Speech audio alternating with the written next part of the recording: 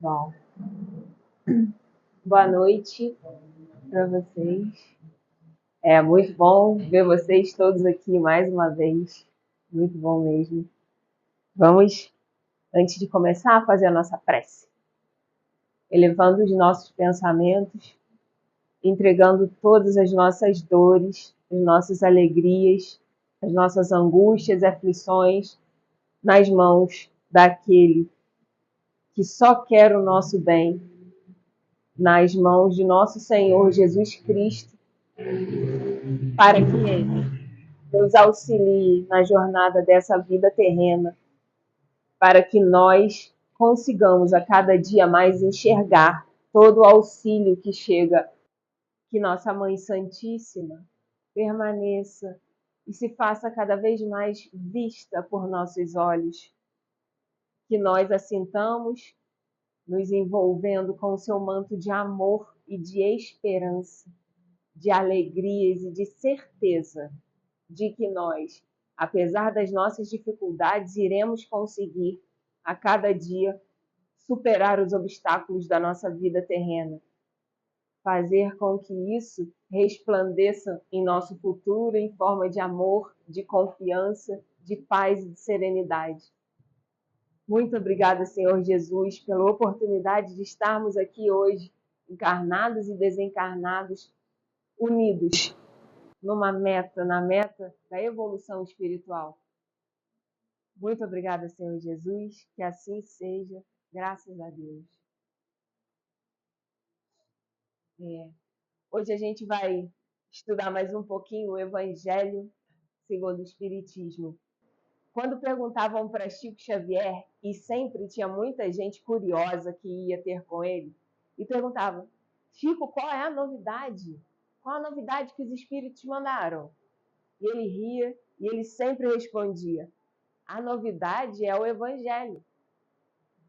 Sempre vai ser. Porque a cada vez que a gente lê, a gente entende uma frase de uma outra forma. Porque vai depender da nossa caminhada evolutiva. A nossa interpretação na hora da dor é uma. Na hora da alegria é outra. Na hora que a gente está ali, como Jesus não gosta, morno, é outro tipo de interpretação também. Então, estudando o Evangelho, a gente tem a oportunidade de praticar. Tem um filósofo que chama Barão de Montesquieu. Ele fala que só se conhece aquilo que se pratica. Então, a gente estudando torna possível a prática. Assim como tudo na vida, né? Se a gente exercita muito costura, a gente vai ficar muito bom na costura. Se a gente exercita muito dar aula, a gente vai ficar bom nisso. O Evangelho traz isso para a gente. Ele nos ensina que as nossas limitações físicas, psicológicas, elas são oportunidades. Não são castigos, não são tristezas sem fim, intransponíveis. Elas são oportunidades.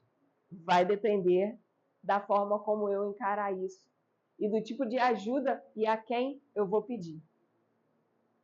O capítulo de hoje, que a gente vai ler e estudar um pouquinho, é o capítulo 5. Bem-aventurados os aflitos. É muito engraçado porque eu estava comentando, a gente precisa passar por algumas coisas e às vezes a gente passa na hora que precisa falar. Essa semana eu peguei uma gripe danada e fiquei numa aflição, falei, meu Deus, será que vai dar para falar? Será que eu vou dar conta? Será que isso? Será que aquilo? Porque a gente não pode ter um espirro que já tira a gente do prumo. Ué. Mas bem-aventurados são os aflitos, não são os desesperados. Então que a gente tenha a capacidade de, apesar das coisas, dos percalços, entendermos a palavra de Jesus quando ele diz sobre os aflitos. O Cristo veio, ele não veio para passar a mão na nossa cabeça, ele não veio para viver nada por nós e assim tirar os pecados do mundo, muito pelo contrário. Ele veio para ensinar a gente a como viver. Mateus, no capítulo 5, explica muito bem sobre o Sermão do Monte e sobre as bem-aventuranças. Esse bem-aventurados os aflitos faz parte das bem-aventuranças. O que são as bem-aventuranças? Elas vêm antes do Sermão do Monte. Então, Cristo vem, através das bem-aventuranças, trazer as consolações e explicar que elas são futuras. Ele explica os percalços que existirão, mas que mais para frente a gente vai ter muita coisa boa também.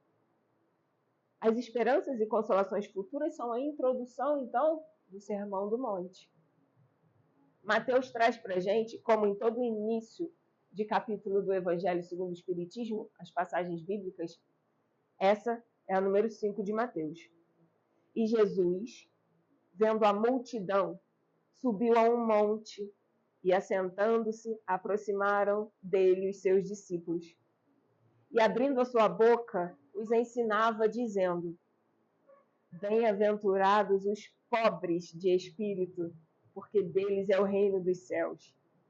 Bem-aventurados os aflitos, porque eles serão consolados. Bem-aventurados os mansos, porque eles herdarão a terra. Bem-aventurados os que têm fome e sede de justiça, porque eles serão fartos. Bem-aventurados os misericordiosos, porque eles alcançarão a misericórdia. Bem-aventurados os limpos de coração, porque eles verão a Deus. Bem-aventurados os pacificadores, porque eles serão chamados filhos de Deus. Bem-aventurados os que sofrem perseguição por causa da justiça, porque deles é o reino dos céus. Bem-aventurados sois vós, quando vos injuriarem e perseguirem, e mentindo disserem todo mal contra vós por minha causa. Exultai e alegrai-vos, porque é grande o vosso galardão nos céus. Porque assim perseguiram os profetas que foram antes de vós. Vós sois o sal da terra, e se o sal for insípido, com o que se há de salgar? Jesus traz para a gente vários itens imprescindíveis para que a gente compreenda a nossa dor, para que a gente compreenda as nossas dificuldades e tenha esperança no futuro. Ele traz aqui que bem-aventurados são os aflitos e não os desesperados. Porque quando a gente passa por uma dificuldade e entra em desespero, a gente acaba perdendo o fruto do nosso sofrimento. As compensações que os aflitos terão serão para frente. E isso dá um certo medo na gente, às vezes. Medo de que aquele sofrimento, aquela aflição não termine. Porque a gente não tem como mensurar o que a gente precisa passar, nem quanto tempo vai durar ou não. A dica maravilhosa do Cristo é que a gente faça a nossa parte. Lembra? Eu plantei, Apolo regou, mas o crescimento veio de Deus. A gente não precisa ficar ansioso, querendo que a prova termine, acabe, apesar de ser natural. Eu quero ficar boa logo, todo mundo quer passar logo pela aflição, mas que a gente tenha um pouquinho de paciência, porque se a família daqui da terra deixa que às vezes o filho coloque o dedo na tomada para aprender um pouquinho do que não pode ser feito, imagina Deus, que só quer o nosso bem, acima de tudo, de tudo. Quando Jesus fala, então, bem-aventurados os aflitos, do que a gente precisa se lembrar? Da natureza.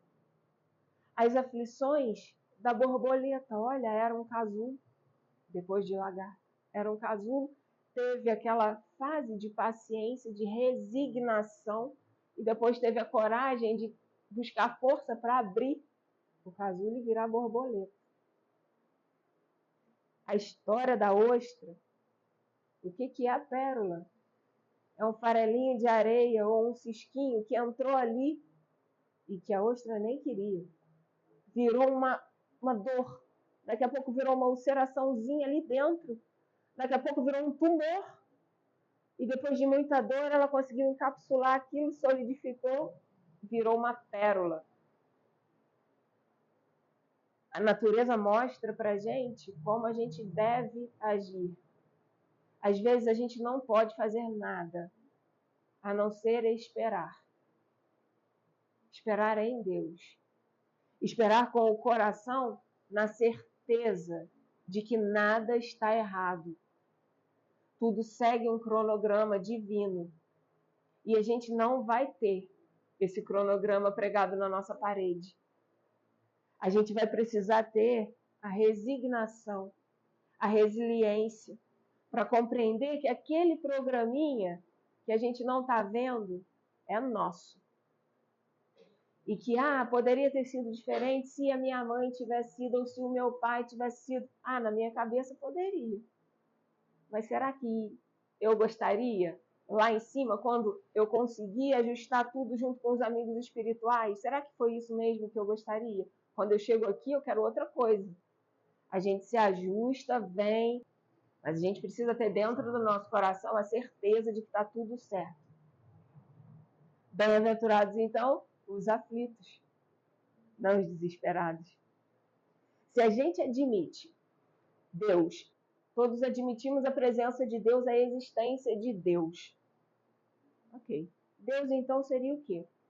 Deus não é a inteligência suprema, causa primeira e primária de todas as coisas. Está lá na pergunta número 1 do Livro dos Espíritos. Além disso, o que a gente fala que Deus é? Todo poder, todo amor, toda bondade.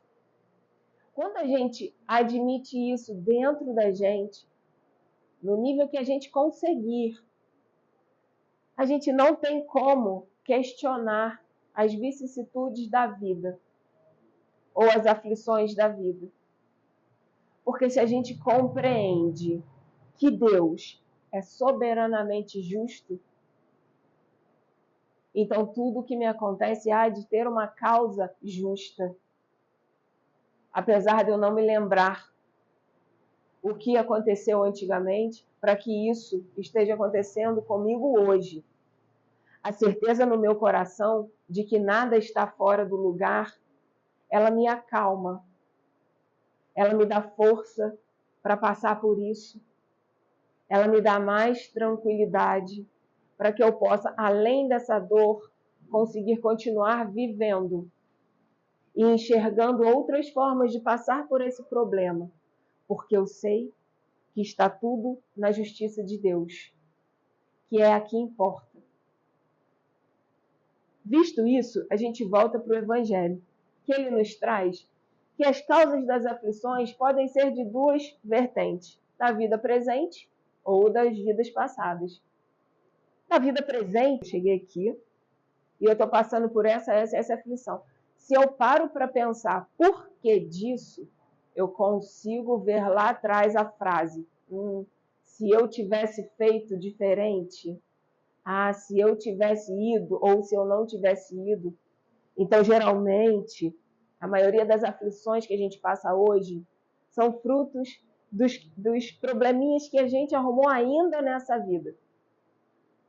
Dos excessos que a gente cometeu, das faltas que a gente deixou para trás, das injúrias que a gente fez e do tempo que a gente jogou pela janela quando estava bem, de saúde, de coração, de cabeça. Porque é nessa hora, quando a gente está tranquilo, é que a gente precisa se reforçar. Porque a dificuldade ela virá. E ela precisa encontrar a gente com uma base bem forte, para que a gente não balance e não quebre no primeiro vento. As dificuldades, elas sempre virão. Porque se estamos aqui reencarnados na Terra, ainda um planeta de provas e expiações, e se não somos espíritos missionários, nós estamos aqui para resgatar bastante coisa. E graças a Deus pela oportunidade de estarmos aqui, resgatando, e hoje em dia, já como Cristo. Já temos esse escudo que vai nos livrar de muitas tristezas, ainda que em meio aos terremotos que venham e eles vêm na nossa vida. As causas da vida passada, como que a gente pensa que vai entender?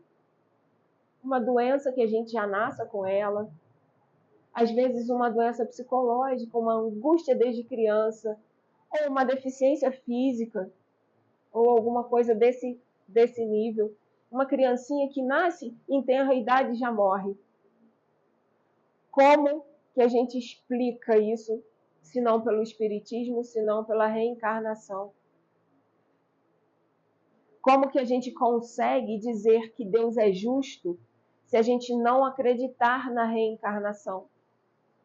Então ele teria escolhido o filho do vizinho para desencarnar criança, enquanto o meu já tem 40 anos?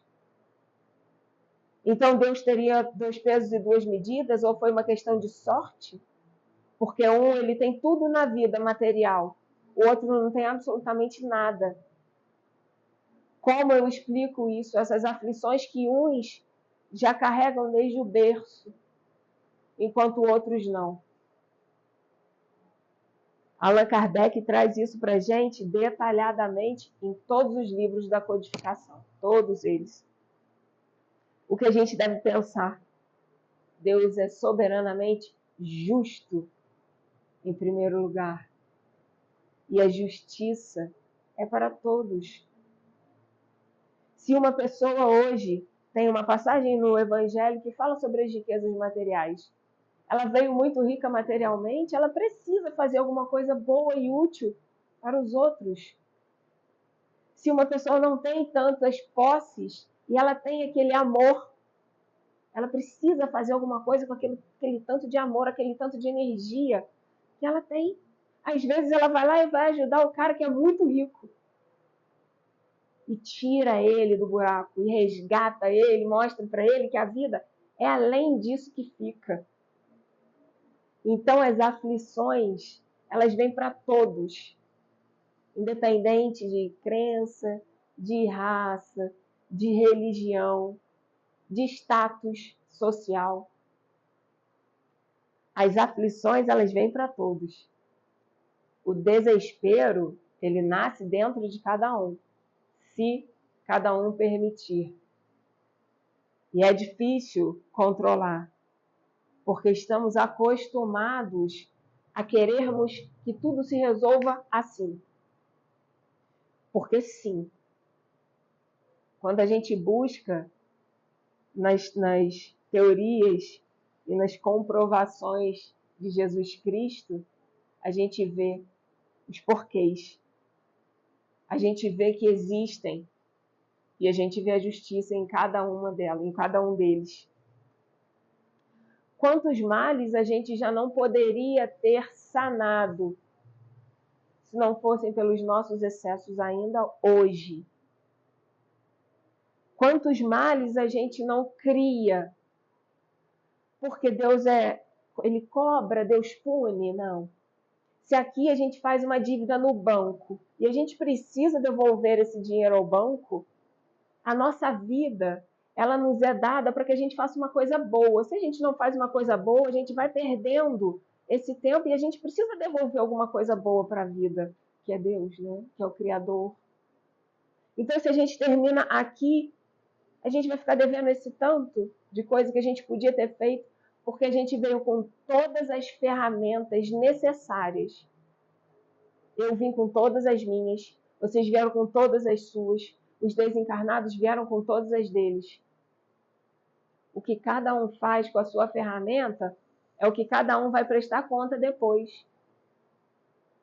Assim como dentro de casa, a mãe com os filhos, o pai com os filhos. Se você teve um filho e ele nasceu ali para o seu cuidado, você vai prestar contas, sim, dessa alma que você aceitou. Porque mais para frente, muitas vezes, a gente vê as pessoas falando: nossa, mas meu filho se perdeu. A vida ensina. A vida não vai ensinar da forma de uma mãe. Se a gente vem para o centro espírita, por que a gente não traz os nossos filhos? Porque será que só a gente merece o que é bom? ou não traz os nossos netos, ou pelo menos não chama. Eles não merecem? Já que Jesus é tão maravilhoso assim, e aqui a gente está entre amigos, encarnados e desencarnados, mais ainda. Todo mundo merece, né? Então, que a gente pense nisso, quando for falar do Cristo, que não é só aqui que ele está dentro da gente, e quando a gente fala dele, seja dentro de casa ou em qualquer outro lugar, a gente está levando a possibilidade do amor para um filho, para um amigo, para um vizinho. E não precisa ter vergonha, porque falar do Cristo liberta. Falar de Jesus Cristo dá força. É falar da pessoa mais maravilhosa que pisou aqui, que ele sofreu as coisas da carne para mostrar para a gente que era possível. Ele falou para a gente, vós sois deuses. A gente estava lá, muito provavelmente, só que a gente ficou morno por muito tempo. E a gente está até hoje morno aqui. Porque os caras que eram super ou super maus, eles já estão muito melhores que a gente. Paulo de Tarso, gente, Paulo, quando Saulo, ele perseguia os cristãos. Ele mandava matar. A história dele é uma das histórias mais lindas do Evangelho. Herodes já está tranquilo também. E olha o que ele fez. Quantas barbaridades, quantas vidas ele ceifou. Olha Judas, que arrependido em desespero tirou a própria vida. O tanto de vida que ele já voltou, resgatou. Com o suor do sofrimento. Passou por tanta coisa, por tudo, para mostrar para a gente também que é possível. Foi resgatado pelo Cristo. A gente não pode ser morno mais. Porque senão vai ser mais uma vida. Para a gente voltar morno desde a época de Jesus. A gente precisa acordar, gente. Precisa acordar. Não tem mais espaço para fraqueza nem para egoísmo. Porque o egoísmo, nesse caso, é ignorância. Porque se a gente é egoísta de não querer estudar a palavra de Jesus, porque é perda de tempo, ou porque eu tenho que arrumar minha casa, ou porque eu tenho que sair, ou porque eu tenho que isso, eu estou perdendo tempo que é da minha evolução. É de amor. É um tempo de amor. Jesus Cristo pede só que a gente melhore. Imagina um cara que veio para pedir para a gente melhorar e a gente desconsidera o chamado dele. A gente desconsidera o chamado de Maria, um coração de mãe que tanto sofreu vendo seu filho indo embora por amor a gente. E a gente morno. Vamos voltar para o Evangelho. Então, as diferenças no nosso lar, elas estão ali por algum motivo. E o motivo é mais que especial. Pode ser o mais difícil motivo, mas é o mais que especial. A gente precisa que aquilo seja um combustível para a nossa evolução. Não é para do outro, que é o filho difícil, o marido difícil, a mãe difícil. É para a nossa evolução.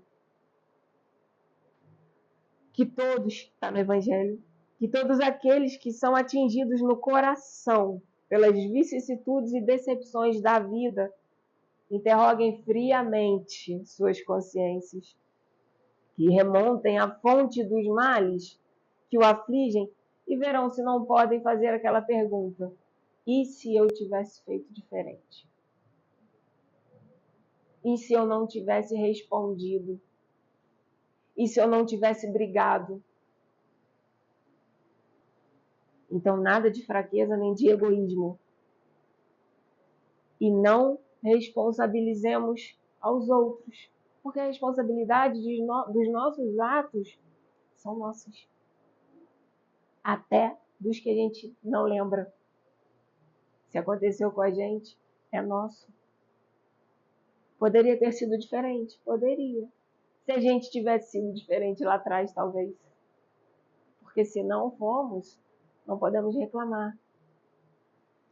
Deus não pune, mas Ele quer tanto que a gente progrida, e Ele quer tanto que a gente compreenda com os nossos erros, que Ele vai nos mostrar até o último deles, até o menor deles. E isso vai acarretar para a gente sofrimento. Sabe quando a mãe aponta e fala assim, você fez aquilo ali errado, olha bem. É assim que Deus faz. E a gente sofre, porque a gente vê que magoou, às vezes, uma pessoa que a gente nunca queria magoar. Mas por um erro nosso, a gente magoou. Quando a gente percebe que a gente fez uma coisa errada, vem a dor no coração, vem o arrependimento, vem a aflição, que não pode ser confundida com desespero, porque assim a gente perde o fruto dos sofrimentos. Mas que a gente entenda que o sofrimento é uma oportunidade de crescimento. Se eu estou sofrendo hoje, é porque eu estou na oportunidade de crescer. Hoje ainda, a gente tem os estalos pela dor, muito mais do que pelo amor. Muito mais na doença do que quando estamos saudáveis. Porque ainda quando estamos saudáveis, a gente quer correr para o trabalho, a gente quer adiantar rapidinho a comida, a gente não pensa que a gente pode colocar amor naquela comida e é uma energia que está alimentando o espírito do outro, além do físico. Deus mora nos detalhes. Chico Xavier cansou de falar isso. É no detalhe do café da manhã. É no detalhe do abraço. É no detalhe do bom dia, do sorriso, da vontade de encontrar todo mundo. Deus vai morar sempre nos detalhes e é o detalhe que salva a gente na hora da aflição. Hoje eu estava naquela de, ai, meu corpo está doendo, mais isso, mais aquilo. E eu falei, eu preciso comer alguma coisa, mas não dava conta de levantar. Aí tem uma querida, que eu vou até falar o nome dela, porque ela é muito querida, é a Nadir. Eu falei com ela assim, eu sei que vai te atrapalhar um pouco, mas será que você podia fazer um feijãozinho, só bater ele no liquidificador para eu poder tomar, que eu preciso ficar forte? E aí ela falou assim, claro, na mesma hora. Eu falei, não precisa caprichar, porque eu sei que isso vai te tomar tempo, é só mesmo um feijãozinho. Ela chegou com o feijão numa bandeja, uma cumbuquinha assim, aquilo saindo até a fumaça, e cheio de alho. E aí virou e falou assim, botei bastante alho, que é pra você ficar boa logo. Nossa, eu acho que eu nunca vou comer uma coisa tão gostosa. Eu fiquei comendo aquilo falando, meu Deus do céu. Bem-aventurados os aflitos mesmo. Porque eu tô nesse pouquinho de aflição aqui. Pedi auxílio. E eu tive tão rapidamente. Imagina quando a gente chega e fala assim, Jesus, me ajuda nessa prova que tá difícil. Tem tanta prova difícil, né? E aí ele vem e ajuda a gente. Ele nunca falha. Às vezes é a gente que não tem os olhos para ver, porque às vezes a gente está tão sofrido que passa batido. Mas é nessa hora, gente, e é uma coisa maravilhosa, é nessa hora que a gente precisa parar mesmo e falar assim, bom, aí tem. Se eu tô passando por essa dificuldade, se eu tô achando mesmo que não vai ter jeito, é porque aí vai ter uma coisa boa sim. Porque Deus nunca desampara a gente. Nunca. Ele manda anjos. Ele manda. Os sofrimentos, então, vão ser pra gente advertências. Tirou esse negócio de castigo. São advertências que Deus proporciona pra gente poder, na hora do sofrimento, falar assim, então eu vou fazer diferente da próxima vez. Porque aí eu vou ter uma coisa boa. Ou porque na hora da dor, eu agindo bem, eu vou me sentir um pouco melhor. Então as experiências chegam pelo sofrimento. Muitas das vezes a evolução vem assim pra gente. No Evangelho a gente busca e a gente encontra todas as chaves para abrir essa porta. Todas. E aí sempre a gente vai encontrar assim, tá, bem-aventurados os aflitos, ok. Mas e aquela galera que fica velhinha aqui, sempre fez um monte de besteira na vida e morre tranquilo. Não teve uma doença, não teve nada. Aí a gente vai lembrar daquela criança que nasceu com muitas dificuldades. Lembra daquele que na outra vida bagunçou bastante? Pode ter tido a oportunidade de renascer com várias questões a serem colocadas em ordem. Então, tudo me é lícito, mas nem tudo me convém. Mas todos os atos têm consequências. Juridicamente é assim. Imagina na ordem de Deus.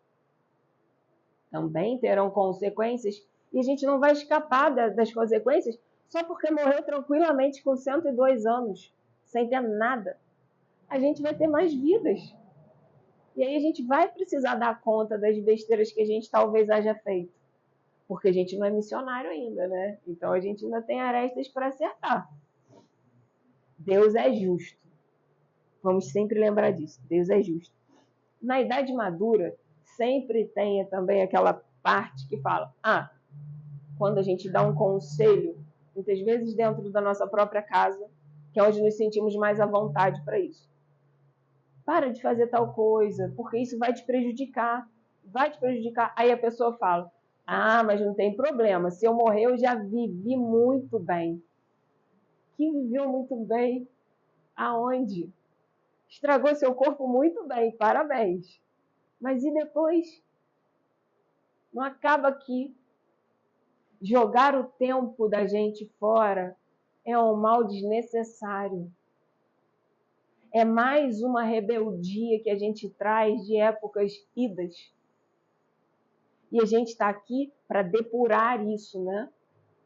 Então, a gente precisa ver o exemplo do outro para a gente não fazer igual. Por mais que a gente fique coçando para fazer, porque os prazeres imediatos, materiais, eles brilham. Eles brilham. Eles são gostosos, eles são engraçados. Só que eles passam tão rápido quanto brilham. É aquela história do vagalumezinho que vê aquele foguinho lá brilhando, ele acha que é uma luz maravilhosa, ele vai lá, se queima e cai. Nem tudo que brilha está te chamando para uma coisa boa. As oportunidades a gente vai ter de ambos os lados. Porque a gente precisa aprender a escolher bem. O banquete está posto para a gente. Só que senta quem quer. Todo mundo é convidado. Todo mundo é convidado. Quem é mais baixinho tem um banquinho, quem é mais alto tem um outro tipo, tem para todo mundo. Basta querer.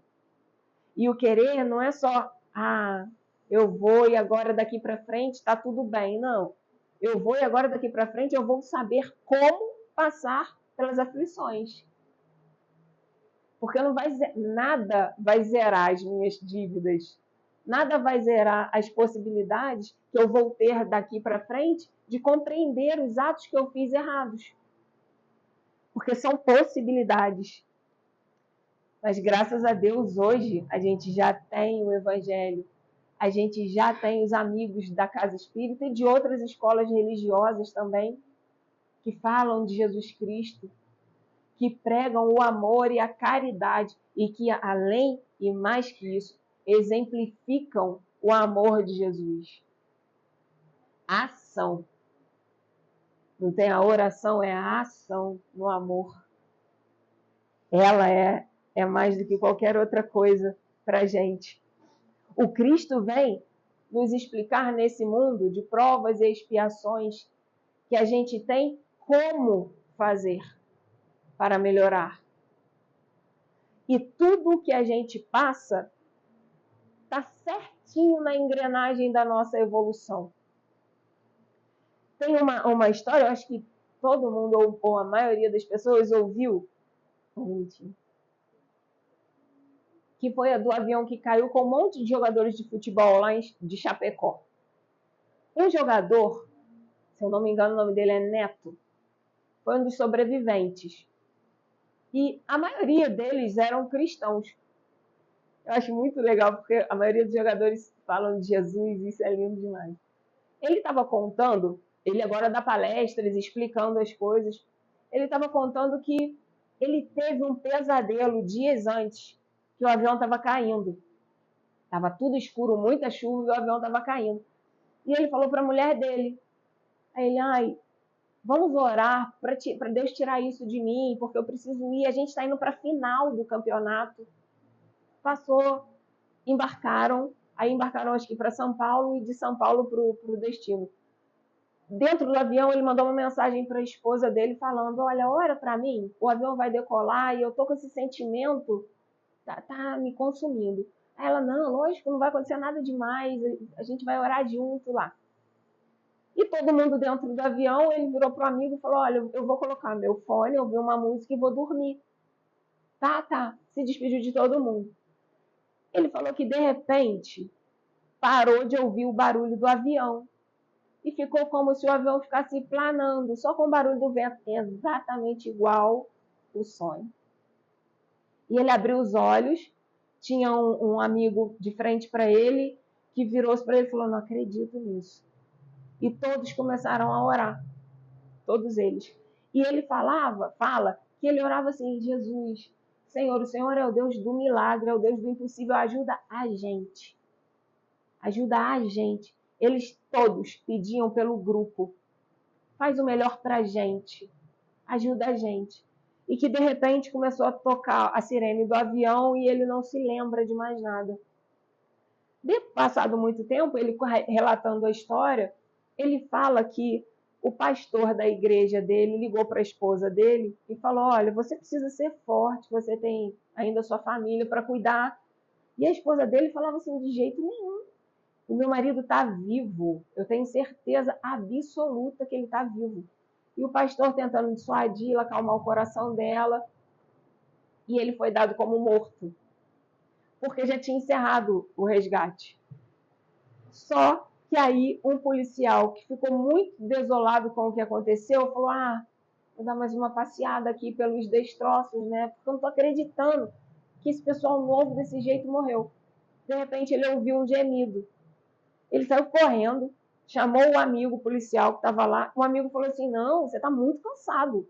Isso é coisa da sua cabeça. Aí ele, não, espera. O amigo ouviu o gemido. Aí já tinha ido embora todo mundo, o bombeiro, todos os outros policiais, chamou uma galera, voltou, resgataram ele. O cara estava todo machucado, coitado, com a cabeça aberta. Enfim, estava muito, muito, muito machucado. Foi para o hospital. Ficou lá no hospital, passou pelo acampamento de primeiros socorros, deram outro nome para ele. Acharam que ele fosse outra pessoa. Então ele continuou sendo dado como morto e a esposa dele continuou falando que ele estava vivo. Olha o amor. Passou isso, chegou no hospital, conseguiram identificá-lo, os outros caras que não estavam no mesmo avião conseguiram identificá-lo. Aí ele entrou em coma, induzido, para poder fazer todas as cirurgias. E os médicos muito preocupados, como iam dar notícia para ele, que quase todos os amigos tinham morrido. Ele acordou, viu que estava machucado, mas não se ligou que estava tão machucado. E aí ele falou para o médico, não é possível, toda final de campeonato eu me machuco. Na outra final eu me machuquei, tive que fazer uma cirurgia na minha cervical, tive que colocar uma placa na cervical, perdi a final. E agora, de novo, eu machuquei, perdi a final, a gente ganhou ou perdeu. Aí o médico falou, isso é Deus, eu vou falar que ele machucou mesmo para ganhar um tempo. Falou. Depois que chamou todo mundo estava lá, psicólogos, a mulher dele, todo mundo junto, contaram tudo para ele, ele ficou sem saber o que dizer, e a primeira coisa que ele falou foi assim, Deus esteve comigo o tempo todo. Eu não sei explicar como, mas Deus esteve comigo o tempo todo. O médico virou para ele e falou assim, não tenho como duvidar, porque você é um milagre. Agora, eu vou te falar uma coisa. Um dos médicos do time dele. Lembra do acidente que você teve na outra final do campeonato, que você ficou bravíssimo porque não pôde jogar, porque perdeu a final? Por causa dessa placa que você colocou, você está vivo hoje. Porque se não fosse a placa, o seu pescoço tinha dado aquele efeito chicote e você estaria morto. Ele botou a mão na cabeça e falou: meu Deus, me perdoa porque o tanto que eu não compreendi. Quando o Senhor me passou essa dificuldade anos atrás, era para me preparar para isso hoje. Todas as dificuldades da nossa vida têm um porquê. Ele ficou vivo para poder contar para a gente que ele conseguiu compreender ainda nessa vida o porquê da dificuldade dele. Muitas das vezes a gente não vai compreender as nossas, mas depois a gente vai ficar feliz demais de ter passado por elas sem desespero. Pode passar chorando, pode passar triste às vezes, porque isso faz parte da nossa humanidade. Isso faz parte e é bom que sejamos humanos, mas sempre vai ter um porquê, mesmo que a gente não saiba. A confiança em Jesus Cristo, ela precisa existir dentro da gente. Tudo bem que a gente nem fale para todo mundo, para a gente solidificar ela dentro da gente primeiro. Ou então que a gente faça como eu, que a gente fale muito para poder solidificar. Mas que a gente faça de alguma forma essa transformação íntima que todo mundo tanto fala. A transformação íntima, ela não é a gente virar santo, porque isso não vai acontecer. A gente vai caminhando, porque a evolução não dá saltos. E ela não dá. Essa vida da gente é só mais uma vida, não menosprezando esse tempo. Mas ela vai fazer parte do seu colar de contas.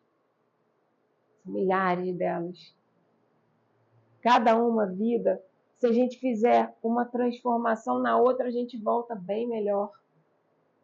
Ou pelo menos com menos bagagem do banco para poder acertar aqui. Eu vi um senhor muito lindo, ele tinha 90 anos, deve ter ainda 90 e alguma coisa. Ele estava começando a tocar violão. E o filho dele, desesperado, falando que ele estava perdendo tempo, porque que ele estava gastando o pouco de vida que ele tinha ali. Ele riu e falou assim: ué, eu sempre quis tocar violão. Nunca tive tempo, porque sempre tive que trabalhar para sustentar minha família. Quando tive tempo, fiquei um pouco doente. Agora que eu estou melhor, eu estou me preparando para a próxima vida. Eu já vou saber a posição das notas nas cordas. Porque eu estou fazendo questão de não ter a destreza em uma mão, mas na outra eu já estou decorando as notas. Gente, isso é lindo demais. Olha isso. Se a gente puder fazer, se a gente puder cuidar de um jardim com todo o amor, na próxima vida, só da gente olhar, sabe? Tem uma galera que só de encostar a mão a planta brota. Tem cultivando, regando, colocando amor nas coisas que a gente faz. Não olhando a dificuldade do outro com um olhar de reprovação. Porque a gente sabe muito bem que quando a gente erra e o outro aponta o dedo, dói dentro da gente, porque a gente sabe que a gente é imperfeito e que muitas vezes a gente coloca o dedo na ferida do outro só para o outro sentir também. Que a gente faça menos isso, porque aí a gente vai ter menos isso para a gente. Tem uma passagenzinha de Emmanuel, é rapidinho, que é uma mensagem espírita. Não te entregues à dor. Chico Xavier e Emmanuel. Essa frase é maravilhosa. Não te esqueças do ensinamento do mestre. Filho, vai trabalhar hoje na minha vinha. É isso que Jesus pede pra gente. Se a dor te visita o coração, improvisando tempestades de lágrimas em teu campo interior, não te confies ao incêndio do desespero, nem ao gelo da lamentação. Recorda o tesouro do tempo. Retira-te da amargura que te ocupa indebitamente e trabalha servindo. O trabalho é um refúgio contra as aflições que dominam a alma. O serviço aos semelhantes gera valoroso otimismo. Se a incompreensão te impôs férrea grade ao espírito, através da qual ninguém, por agora, te identifica o ideal ou os propósitos elevados, não te demores acariciando o fel da revolta. Lembra o favor sublime do tempo, trabalha e serve. O trabalho acrescenta as energias. O serviço a todos revela divina sementeira. Se a calúnia chegou ao teu círculo, estendendo sombras tenebrosas, não te afundes no lago fervente do pranto, nem te embrenhes na selva do sofrimento inútil. Reflete na bênção das horas, trabalha e serve. O trabalho reconforta, o serviço aos outros anula os detritos do mal. Se errastes, instalando escuro remorso no centro do próprio ser, não te cristalizes na inércia e nem te enlouqueças, soluçando e gemendo em vão. Medita na glória dos minutos, trabalha e serve. O trabalho reajusta as forças do espírito. O serviço ao próximo reconquista o respeito e a serenidade perante a vida. Se a enfermidade e a morte varrem-te a casa, não te relegues ao acabrunhamento, qual se foras um punhado de lixo. Pensa na dádiva dos dias, trabalha e serve. Esponja bendita sobre as mágoas do mundo. O serviço no bem de todos é um milagre renovador. Na luta e na tranquilidade, no sofrimento e na alegria, na tristeza ou na esperança, segue agindo e auxiliando. Trabalhar é produzir transformação, oportunidade e movimento. Servir é criar simpatia, fraternidade e luz. Nas aflições, que a gente trabalhe de alguma forma, fazendo uma prece com todo amor, rogando a Jesus os meios de enxergar as oportunidades que a gente precisa tirar daquilo ali. Mesmo que demore 1, 2, 3, uma semana, que a gente fique firme no nosso propósito no bem, trabalhando e servindo. Trabalhando e servindo sempre. Muito obrigada pelo trabalho de vocês hoje de me ouvirem. Muito obrigada por todos os corações aqui unidos. E termina também com a nossa prece. Vamos elevar mais uma vez de todo o coração os nossos sentimentos a Jesus Cristo, nosso Senhor e Salvador. Agradecendo a Ele todas as luzes dessa caminhada evolutiva, dando graças por todas as amizades conquistadas, dando graças por todas as amizades que vamos reconquistar ao longo de nossa jornada. Que a sua permissão, Senhor Jesus, seja do bem em nossas vidas. Que o Senhor sempre nos ilumine, nos ampare, nos guie. Que a gente consiga enxergar a cada dia mais o farol do seu amor, guiando os nossos corações. Muito obrigada, Senhor Jesus, aos nossos entes queridos aqui presentes, nos abraçando, nos envolvendo em vibrações de fraternidade. Rogamos também, Senhor Jesus, por misericórdia, que o Senhor cuide de nossas matas, que o Senhor cuide de nossos animais, que hoje passam por tempos tão tenebrosos nessas queimadas. Que o Senhor toque no coração de todas as pessoas, Senhor Jesus, para que a gente consiga, de alguma forma, amenizar a situação em que nos encontramos. Que nossas preces consigam tocar os corações de todas as pessoas, para que elas se unam, para que elas ajudem, Senhor Jesus, a aplacar esses sofrimentos. Muito obrigada, Senhor, por todos os amigos presentes. Muito obrigada por todos os corações, pelas forças e boas vibrações de hoje e de sempre. Que assim seja, Senhor, graças a Deus.